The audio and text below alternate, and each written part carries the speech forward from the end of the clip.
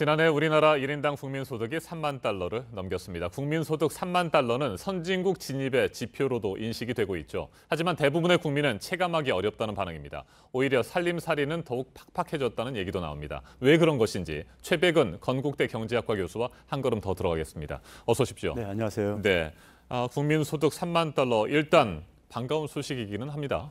그렇습니다.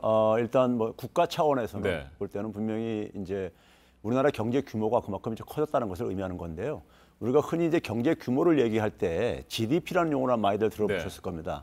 GDP 기준으로 보게 되면 우리나라가 전 세계에서 11번째예요.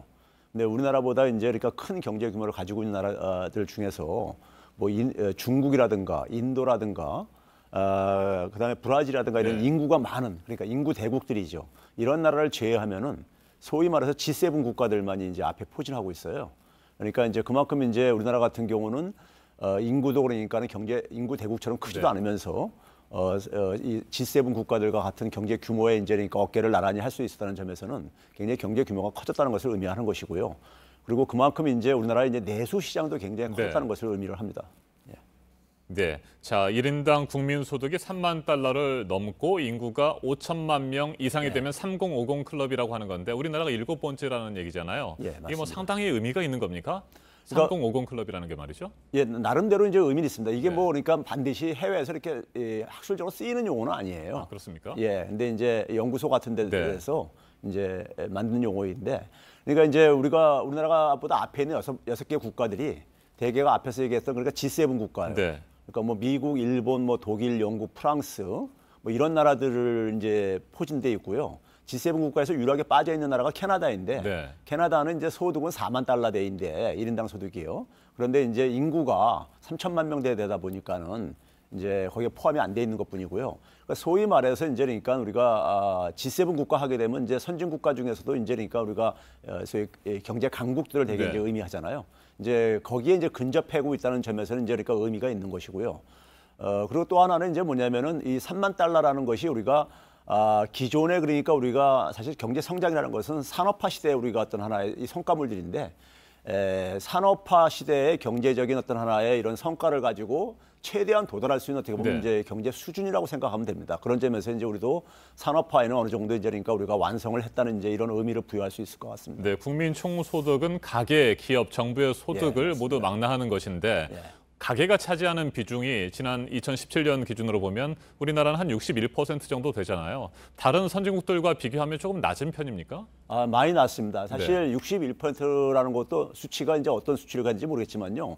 한국은행에 들어가게 되면은 거기 이제 그 수치가 나와 있습니다. 나와 있는데 2017년 기준이 정확하게는 56%예요. 그거밖에 안 되는군요. 예, 56%가 안 되는데 많은 나라들 보게 되면 이제 그러니까 우리가 그러다 보니까 이제 우리나라 같은 경우 이제 그 가계 소비가 차지하는 비중도 지난해 같은 경우를 보게 되면은 한 48%뿐이 안 돼요. 그런데 미국 같은 경우는 거의 한 70%에 근접하거든요. 그러니까 선진 국가들이 되게 가계 소비 지출이 차지하는 비중이 한 60에서 한 70% 차지를 해요. 근데 우리나라는 이제 50%도 채 안 될 정도로 굉장히 낮은데 그 이유는 가계 소득이 상대적으로 그러니까 가계한테 돌아오는 소득이 그만큼 이제 적기 때문에 그렇습니다. 그러니까 앞에서 얘기했던 국민 총소득이라는 것은 우리나라 이제 그러니까 전체 소득을 국민 단위로 이제 계산했을 때 총소득인 것이고 그 소득을 이제 그러니까 정부라는 조직하고 기업이라는 조직도 이제 가져가고 가계가 가져가는 것은 이 349달러 정도를요. 한국 돈으로 원화로 이제 환산하게 되면 한 3,450만 원 정도 되는데요.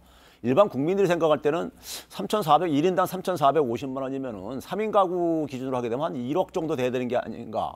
이렇게 생각이 든단 말이에요. 그러니까 굉장히 이제 괴리감을 느낄 수 있는데 기업과 정부가 가져가는 소득을 좀 제외하고 가계만 보게 되면은 한 1,970만 원 정도뿐이 안 됩니다. 그러니까요. 그러면 이제 그걸 가지고 한 3인 가구를 하게 되면 6천만 원이 채 안 되니까는 국민들께서 그러니까 자기 소득이 너무 그러니까 평균 소득에 비해서 낮은 게 아닌가 이렇게 좀 이제 소외감을 느낄 필요는 없다고 저는 생각이 들고요. 단지 이제 그러니까 우리가 기업이 가져가는 소득을 보다 더 이제 가계로 그러니까 우리가 배분시키는 이러한 이제 과제가 좀 남아 있습니다. 네, 세금이나 연금 등을 빼면 실제 뭐 1인당 국민 소득의 경우에도 16,000달러, 그러니까 뭐 3만 달러 넘는다고 하지만 절반 정도밖에 안 되는 거고 한 1,800만 원 정도 뭐 이 정도 되는 것 같습니다. 자, 소득의 양극화 현상 이 부분도 심각하잖아요. 맞습니다. 우리가 최근에 그러니까 소득 분배 지표를 계속해서 이제 그러니까 우리가 뭐 10년 만에 최대 뭐 이런 이제 뉴스들을 많이 들으셨을 텐데요. 지금 제가 이제 이런 표현을 합니다. 우리나라 중산층은 저소득층화가 돼가고 있고요. 저소득층은 빈곤화가 돼가고 빈민화가 돼가고 있는데요. 가계의 한 50% 정도, 절반 정도는 소득이 후퇴를 하고 있어요. 그러니까 올라도 시원치 않은데 오히려 후퇴를 하고 있습니다. 지난해 같은 경우 보게 되면 상위 10%는 한 12% 이상이 올랐어요.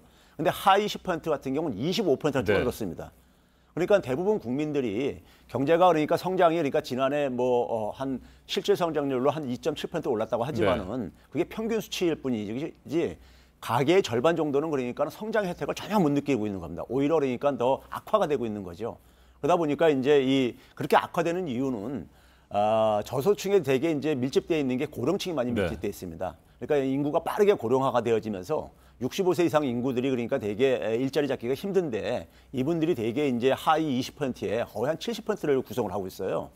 그러다 보니까 이제 굉장히 그분들은 굉장히 생계가 굉장히 갈수록 어려워지는 반면에 기술이 빠르게 진보를 하면서 이제 상위 계층들은 그 기술 진보의 혜택을 이제 그러니까 거의 독점을 하면서 또 소득이 굉장히 빠르게 증가를 하고 있다 보니까 양극화가 갈수록 이제 크게 이제 벌어지고 있는 겁니다. 네, 우리나라가 2만 달러에 진입한 시점이 2006년이니까요. 12년 만에 3만 달러로 올라섰습니다. 물론 아직은 뭐 좀 이른 예상입니다만 이제 뭐 4만 달러도 우리가 바라봐야 되지 않겠습니까? 그런데 뭐 앞에서도 소득 양극화 문제도 말씀하셨습니다만 저출산 고령화도 갈수록 심각해지고 있는 상황이어서 2만 달러에서 3만 달러까지 12년이 걸렸는데 3만 달러에서 4만 달러까지는 더 길어질까요? 어떻게 보십니까? 사실 3만 달러에 진입하고 나면요. 성장통을 한 번씩은 겪습니다. 네. 우리가 앞에서 3050 클럽을 잠깐 소개한 적이 소개하셨는데요. 거기에 제일 먼저 가입한 나라가 미국이 아닙니다. 일본이었었어요. 아하. 일본이 92년도에 가입을 했는데요. 일본이 92년도에 가입하고 나서 장기 불황을 진입을 했습니다. 그래서 4만 달러에 돌파를 했다가 다시 4만 달러 밑으로 주저앉은 지금 상태입니다. 그러니까 지난 그러니까 한 30년 가깝게 장기 불황이 이제 진행되어지면서요. 그 당시에 우리가 그 일본이 그렇게 장기 불황 겪었던 하나의 촉발점이 뭐였냐면 부동산 시장이 이제 그러니까 침체되면서 생겼던 겁니다.